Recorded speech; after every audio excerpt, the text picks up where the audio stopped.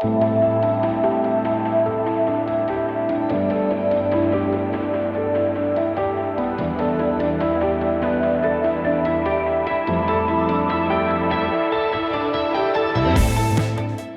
episode of the Quantum Space Innovating Trust podcast is brought to you in association with Vibu Systems, pioneers in software protection, licensing, and long-term digital trust.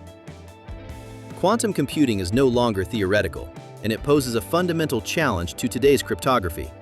Methods like RSA and ECC will not survive the quantum era. With its next code meter generation, Vibu Systems is already preparing a smooth, compatible transition to post-quantum ready security across hardware, software, and cloud licensing. Discover how CodeMeter is being engineered for the post-quantum future and why preparing early is the only safe strategy. Visit vibu.com/PQC today.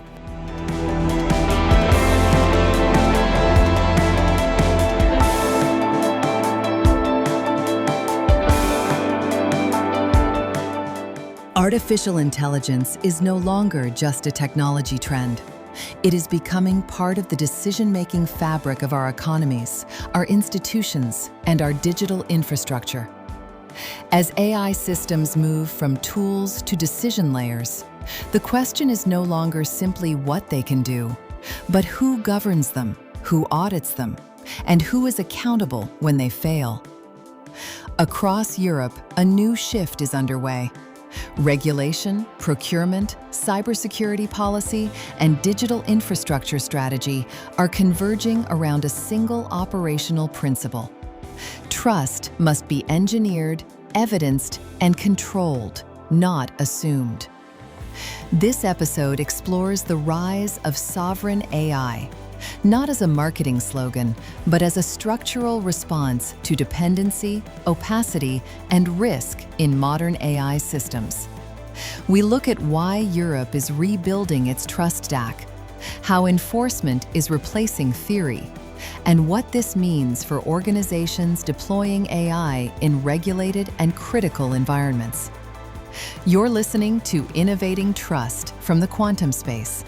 This is episode 19, Sovereign AI, Why Europe is Rebuilding its Trust Stack.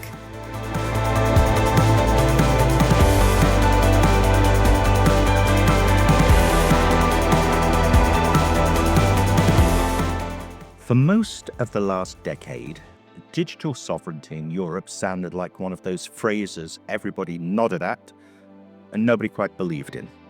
It lived in policy papers, it lived in conference speeches, it lived in Brussels corridors and strategy decks. Important words, serious words, but slightly abstract. The kind of language that feels intellectually convincing but operationally distant. Something that matters in principle, but not yet in practice. And then, almost quietly, something shifted. Not with a single law, not with a big dramatic announcement, and not with a flagship program or a shiny new agency, but with a pattern of small, concrete, cumulative decisions that all point in the same direction. NIS 2 moving from theory into enforcement. Quantum security moving from research into procurement. The Artificial Intelligence Act moving from legislation into an actual artificial intelligence office with regulatory powers. The Digital Markets Act being used to force access to AI services and data. And in the last few weeks, increasingly explicit language from the European Commission around reducing dependence on non-European technology in critical digital systems. Not framed as ideology, not framed as protectionism, but framed as necessity. One of the clearest signals came when the Commission launched a formal call for evidence on Europe's open digital ecosystem, explicitly framed around technological sovereignty and structural dependency on non-European infrastructure. Now, between us, that might sound very dry, but actually it's huge because open source underpins almost everything. Cloud platforms, artificial intelligence frameworks, cryptographic libraries, container systems, developer tooling, machine learning pipelines. And the Commission is now treating that layer not as free software, but as strategic infrastructure. In other words, something Europe can't afford to simply depend upon and hope for the best. And this is where the phrase Europe Incorporated or Europe Inc. starts to make sense. Not as a company, not as a brand, but as a mental model. The idea that Europe is beginning to behave less like a loose federation of markets and more like a system that wants control over its own trust foundations. And the reason all of this suddenly matters is because the next layer of digital infrastructure is not cables or data centers, it's artificial intelligence. Not as a product category and certainly not as a feature, but as a decision layer embedded into society itself. Act 1. Artificial intelligence isn't software anymore. The problem with most conversations about artificial intelligence is they treat it like software. Something that you install, that you integrate, that you can update, and something you can license. But modern artificial intelligence systems don't behave like software. They behave like governance machinery. They decide who gets credit, who gets flagged, who gets access, or investigated, or prioritized, or, importantly, who gets ignored. And increasingly, they do this without a human in the loop, which means artificial intelligence is no longer just a tool. It is an invisible layer of authority. And that creates a very uncomfortable question for regulators, organizations, and societies. If an artificial intelligence system makes a harmful decision, who is actually accountable? The developer, the cloud provider, model trainer, the data curator, the platform operator, the procurement team who bought it, or the compliance officer who signed it off? Most organizations, I bet, cannot answer that today. Not clearly or confidently. Not in a way that would survive, let's say, legal scrutiny. And that's the real trust criteria or crisis inside artificial intelligence. It's not hallucinations or bias or misinformation. It's not even automation anxiety, but untraceable authority at scale. And this is exactly why Europe created the Artificial Intelligence Office under the Artificial Intelligence Act. It's not going to encourage, or it's not supposed to encourage innovation or to host conferences or to publish guidelines. But it is to centralize oversight of general purpose artificial intelligence systems with real powers.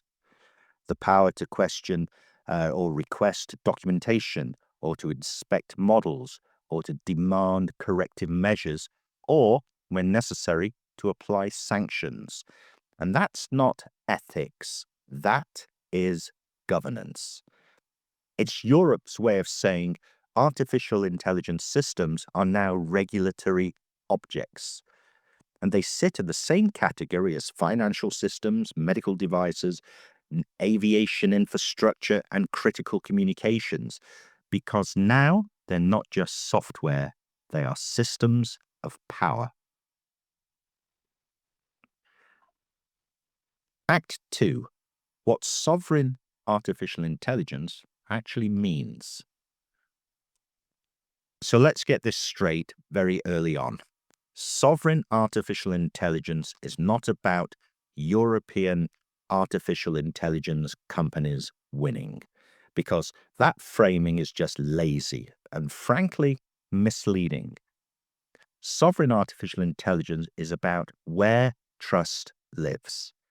It's about where the models are trained, where the data is sourced, where systems are hosted, where updates are controlled, where evidence is stored, and where accountability ultimately sits.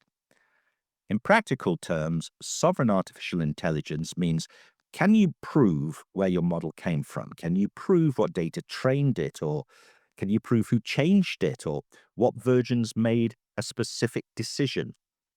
Can you revoke it if something goes wrong? Can you explain its behavior to a regulator? Can you defend it in court? And can you reconstruct what happened 6 months later? It's the answer to those questions is no. Now, whatever artificial intelligence you're using, it is not sovereign. It is dependent. And dependence at this scale is not a technical risk.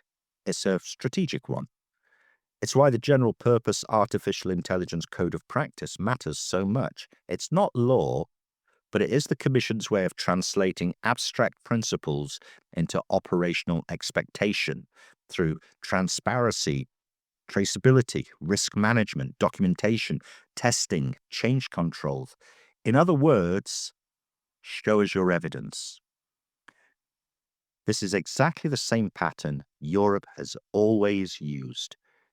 GDPR didn't ban data, it forced accountability. NIS2 doesn't ban technology, it forces proof of capability. Sovereign artificial intelligence follows the same logic.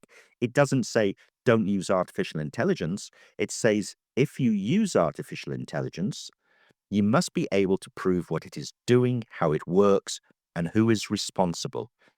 And that is sovereignty in practice. Not ownership, not nationality, but governance through evidence. Act 3.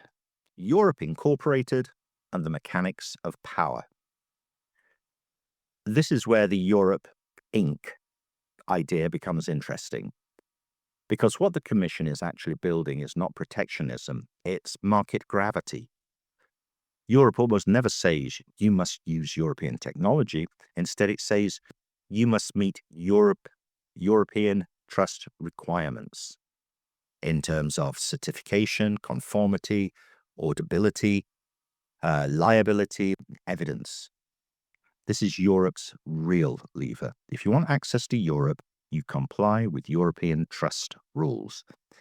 This is why the open source consultation is such a big deal. It explicitly states that Europe is structurally dependent on non-European digital components at foundational layers, including cryptographic libraries, container runtimes, artificial intelligence frameworks, orchestration systems, and core security tooling. That's the Commission saying in plain language, we do not control the systems we depend on. And that is a sovereignty problem. This is also why Europe is funding things like the European Sovereign Tech Fund. It's not to build startups or chase unicorns, but it's there to stabilize and govern critical open source infrastructure. It's to make sure the foundations of digital systems are maintained, secured, audited, and not dependent on invisible goodwill. Now, that's not innovation policy, that's infrastructure policy. It's Europe treating code the same way it treats road, energy, and telecoms, because artificial intelligence systems are built on those foundations. Act 4. Enforcement, not theory. What makes this moment different from every previous digital sovereignty cycle is simple. Enforcement is already happening. This is not a future vision.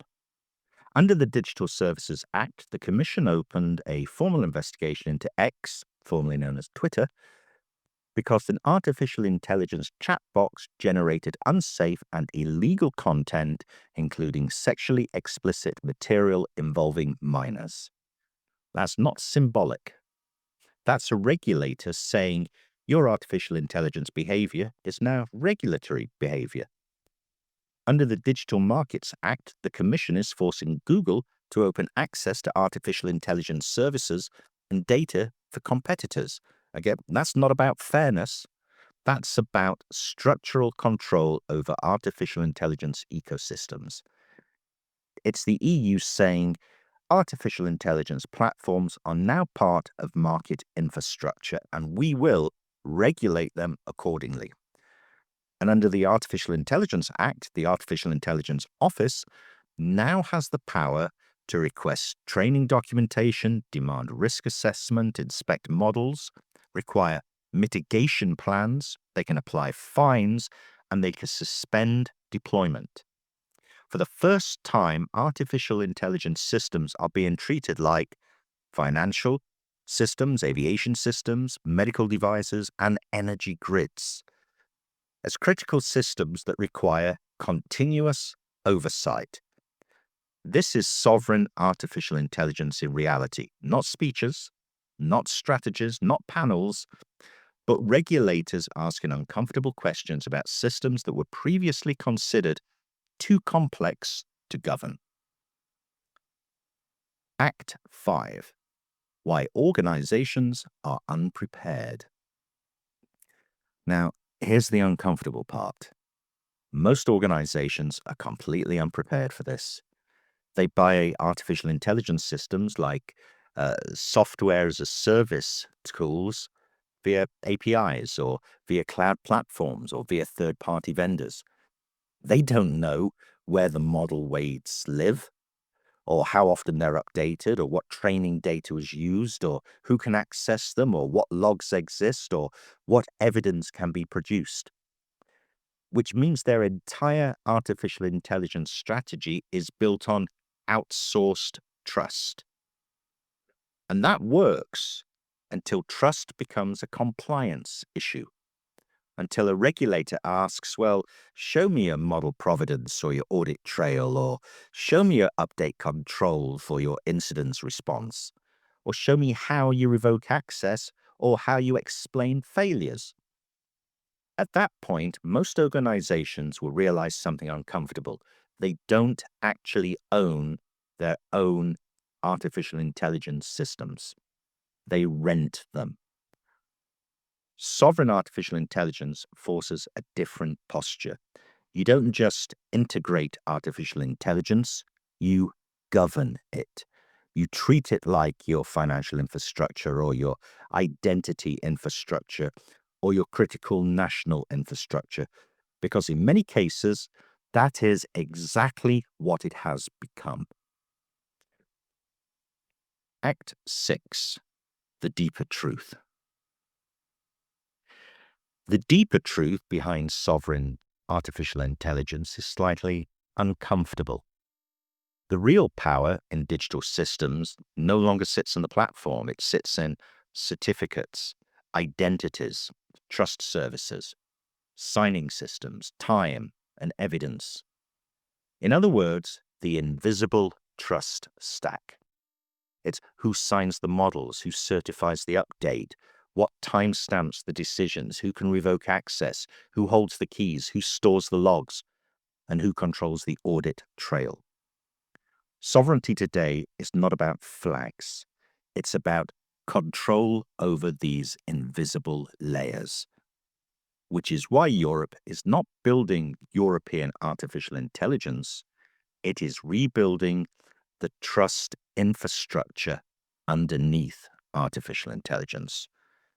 And artificial intelligence is simply the first system big enough to expose how fragile that infrastructure really is.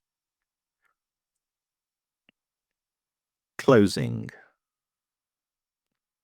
So if digital sovereignty used to be a political ambition, in 2026, it's become an engineering problem.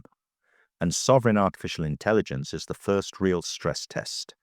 Not because artificial intelligence is dangerous, but because artificial intelligence forces us to confront a simple question. Who do we actually trust to run the systems that make decisions about our lives? Not philosophically, but operationally. And that's where our next episode begins. Because once you understand why sovereign artificial intelligence matters, the harder realization is this. Most of the systems that decide who we trust are systems nobody ever sees. Identity providers, certificate authorities, key management systems, timestamping services, and audit infrastructure. What we at the quantum space call the invisible stack. The systems that make trust possible, but almost nobody truly controls.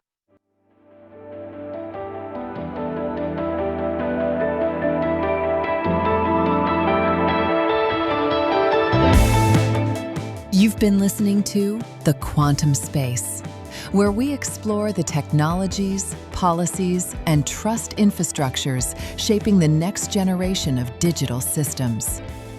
If today's episode on sovereign AI raised questions for you about accountability, auditability, digital sovereignty, or the future of AI governance, you'll find deeper analysis, articles, and white papers at thequantumspace.org.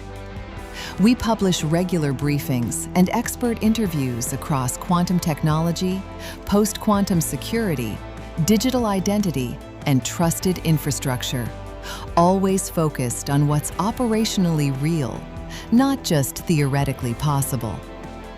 If you found this episode useful, follow the podcast, share it with colleagues, and stay with us for the next episode, where we move further down the trust layer into what we call the invisible stack, the hidden systems that make digital trust possible. Until next time, stay informed, stay critical, and keep building trust into the systems that matter.